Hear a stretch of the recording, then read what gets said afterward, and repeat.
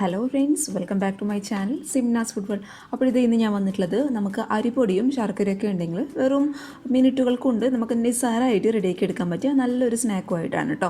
അപ്പോൾ നമുക്കിത് വൈകുന്നേരങ്ങളിൽ ചായയുടെ കൂടെയൊക്കെ കഴിക്കാൻ പറ്റിയ ഒരു നാടൻ പലഹാരമാണ്. എല്ലാവരും തയ്യാറാക്കി നോക്കുക. നമുക്ക് വീട്ടിലുള്ള കുറച്ച് ചേരുവകളുടെ ആവശ്യം മാത്രമേ ഉള്ളൂ ഇത് റെഡിയാക്കി എടുക്കാനായിട്ട്. അപ്പോൾ നമുക്ക് പെട്ടെന്ന് തന്നെ വീഡിയോയിലോട്ട് കടക്കുന്നതിന് മുന്നേ ഞാൻ എപ്പോഴും പറയുന്ന പോലെ ചാനലിലെ വീഡിയോസൊക്കെ ആദ്യമായിട്ട് ആരെങ്കിലും കാണുകയാണെന്നുണ്ടെങ്കിൽ സബ്സ്ക്രൈബ് ചെയ്ത് സപ്പോർട്ട് ചെയ്യാം കേട്ടോ. അപ്പോൾ നമുക്ക് പെട്ടെന്ന് തന്നെ ഈ ഒരു നാടൻ സ്നാക്ക് എങ്ങനെ തയ്യാറാക്കും നോക്കാം. അപ്പോൾ ഈ ഒരു സ്നാക്ക് റെഡിയാക്കാനായിട്ട് നമുക്ക് ആകെ കുറച്ച് ഇൻഗ്രീഡിയൻസിൻ്റെ ആവശ്യം മാത്രമേ ഉള്ളൂ. അപ്പോൾ നമുക്ക് മെയിനായിട്ട് വേണ്ടത് ഇതേ അരിപ്പൊടിയാണ്.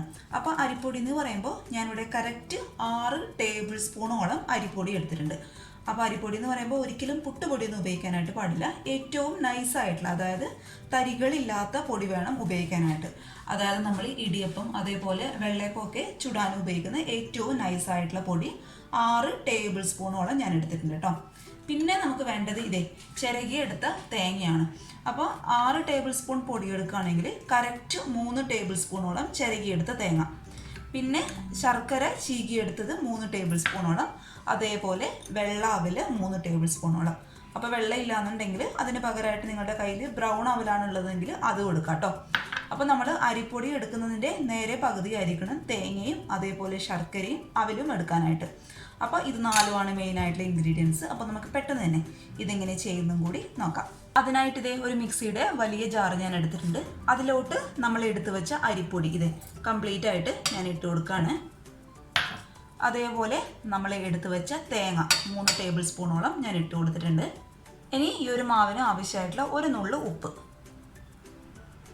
അപ്പോൾ ഉപ്പ് ഇടുമ്പോൾ ശ്രദ്ധിക്കുക, ഒരുപാട് അങ്ങ് കൂടി പോകാൻ പാടില്ല. നമ്മൾ ഇട്ട് കൊടുക്കുന്ന ഈ ഒരു ശർക്കരയുടെ ആ ഒരു മധുരമൊക്കെ ഒന്ന് ബാലൻസായി കിട്ടാൻ വേണ്ടിയിട്ട് ഒരു നുള്ളു ഉപ്പ് മാത്രം കേട്ടോ.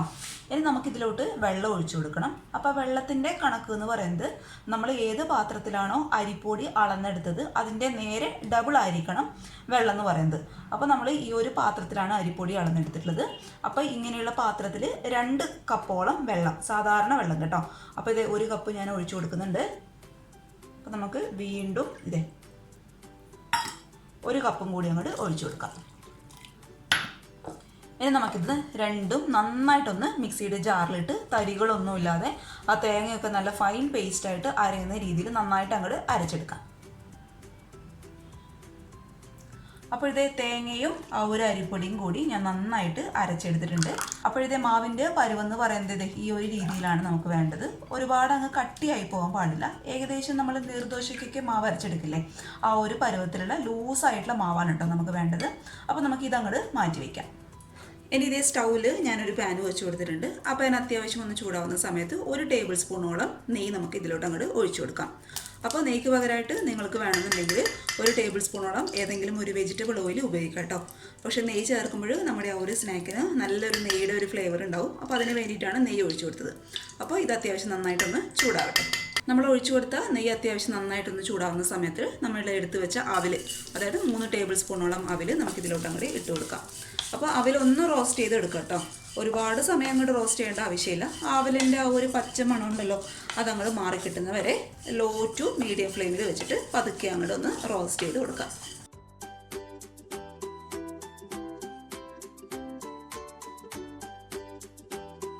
ഇത് നമ്മൾ ചേർത്ത് കൊടുത്ത അവലിൻ്റെ ആ ഒരു പച്ച സ്മെല്ലൊക്കെ മാറി ഏകദേശം നെയ്യിൽ നന്നായിട്ട് വിളയിച്ചെടുത്ത ആ ഒരു അവലിൻ്റെ സ്മെല്ല് വരുന്ന സമയത്ത് നമ്മൾ ചീകിയെടുത്ത ശർക്കര, അതായത് 3 ടേബിൾ സ്പൂണോളം ശർക്കരയും കൂടി നമുക്കിതിലോട്ട് അങ്ങോട്ട് ചേർത്ത് കൊടുക്കാം.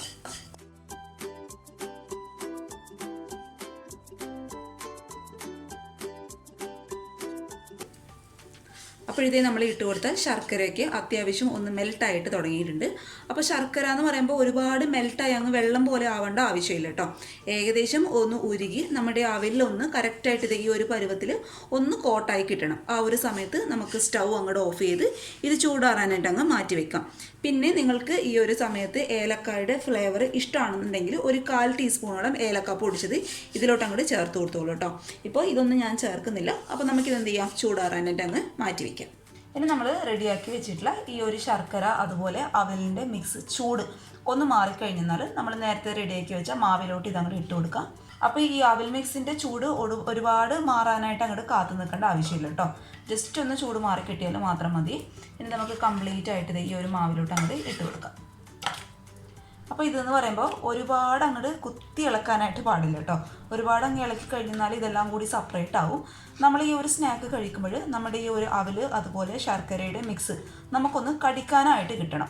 അല്ലാന്നുണ്ടെങ്കിൽ അവൽ കടിക്കാനായിട്ട് കിട്ടും. പക്ഷേ ഈ ഒരു പരുവത്തിൽ ഇത്ര വലുപ്പത്തിലുള്ള ചെറുതായിട്ടൊന്ന് കടിക്കാനായിട്ട് കിട്ടണം. അപ്പോഴാണ് ഈ ഒരു സ്നാക്കിന് നല്ലൊരു ടേസ്റ്റ് ഉണ്ടാവുക. അപ്പോൾ ജസ്റ്റ് ഒന്ന് പതുക്കെ ഒരു സ്പൂൺ വെച്ചിട്ട് ഇങ്ങനെ ഇളക്കി കൊടുത്താൽ മതി. അപ്പോൾ തന്നെ അത് അങ്ങോട്ട് സെപ്പറേറ്റ് ആയിക്കോളും കേട്ടോ. ചെറിയ ചെറിയ പീസായിട്ട് അങ്ങോട്ട് ആയിക്കോളും. അപ്പോൾ ഇത് ഈ ഒരു പാത്രത്തിലാണ് നമ്മളിത് റെഡിയാക്കി എടുക്കാനായിട്ട് പോകുന്നത്. അപ്പോൾ അതിന് മുന്നേ ഞാൻ മാവ് ഒഴിച്ചു കൊടുക്കുന്നതിന് മുന്നേ കുറച്ച് നെയ്യ് ഇതിലോട്ട് അങ്ങോട്ട് ഗ്രീസ് ചെയ്ത് കൊടുക്കുന്നുണ്ട് കേട്ടോ.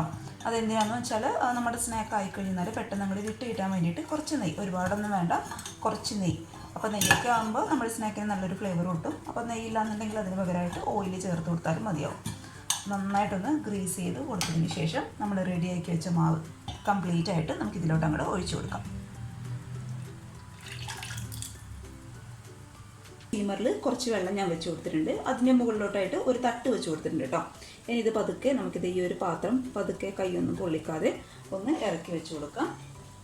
ഇത് കവർ ചെയ്യേണ്ട ആവശ്യമൊന്നുമില്ല. എന്നിട്ടിത് അടച്ച് വെച്ച് ഹൈ ഫ്ലെയിമിലിട്ട് കറക്റ്റ് ഒരു 20-25 മിനിറ്റ്, ലോ ഫ്ലെയിമിലോ മീഡിയം ഫ്ലെയിമിലോ വെക്കാനായിട്ട് പാടില്ല. അപ്പോൾ ആവശ്യത്തിനുള്ള വെള്ളം ഒഴിച്ചു കൊടുക്കണം ആദ്യം തന്നെ. അതിനുശേഷം ഇത് അടച്ച് വെച്ച് 20-25 മിനിറ്റ് ഹൈ ഫ്ലെയിമിലിട്ട് നമുക്ക് നന്നായിട്ടൊന്ന് സ്റ്റീം ചെയ്തെടുക്കാം. അപ്പോഴത്തേ നമ്മുടെ പലഹാരം ഇവിടെ റെഡി ആയിട്ടുണ്ട്. ഏകദേശം ഒരു 20-25 മിനിറ്റ് എടുത്തു കേട്ടോ കറക്റ്റായിട്ട് വെന്ത് കിട്ടാനായിട്ട്. പിന്നെ ചൂട് കംപ്ലീറ്റ് ആയിട്ട് മാറിയതിന് ശേഷം മാത്രം കട്ട് ചെയ്യുക. അല്ലാന്നുണ്ടെങ്കിൽ ചൂടോട് കൂടി കട്ട് ചെയ്യാന്നുണ്ടെങ്കിൽ ഒരു ഒട്ടിപ്പിടിക്കുന്ന ഒരു ഫീൽ ഉണ്ടാവും. അപ്പോൾ അതൊന്ന് ശ്രദ്ധിച്ചേക്ക് കേട്ടോ. നല്ല ടേസ്റ്റാണ് കഴിക്കാനായിട്ട്. ഉള്ളിൽ നമ്മൾ അവൽ ചേർത്തതുകൊണ്ട് അത് ഇടയ്ക്ക് കടിക്കാനായിട്ട് കിട്ടുമ്പോൾ നല്ല ടേസ്റ്റ് തന്നെയാണ് കേട്ടോ. അപ്പോൾ എല്ലാവരും തയ്യാറാക്കി നോക്കുക. ഈ ഒരു സ്നാക്ക് ഇഷ്ടപ്പെട്ടാൽ വീഡിയോ ലൈക്ക് ചെയ്യാതെ പോകരുത്. പിന്നെ എപ്പോഴും പറയുന്ന പോലെ ചാനലിൻ്റെ വീഡിയോസൊക്കെ ആദ്യമായിട്ട് ആരെങ്കിലും കാണുകയാണെങ്കിൽ വീഡിയോ കണ്ട് ഇഷ്ടപ്പെട്ടാൽ സബ്സ്ക്രൈബ് ചെയ്യുക കേട്ടോ. അപ്പോൾ നാളെ ഒരു നല്ല വീഡിയോ ആയിട്ട് കാണുമ്പോൾ thank you for watching Simnas food world. By.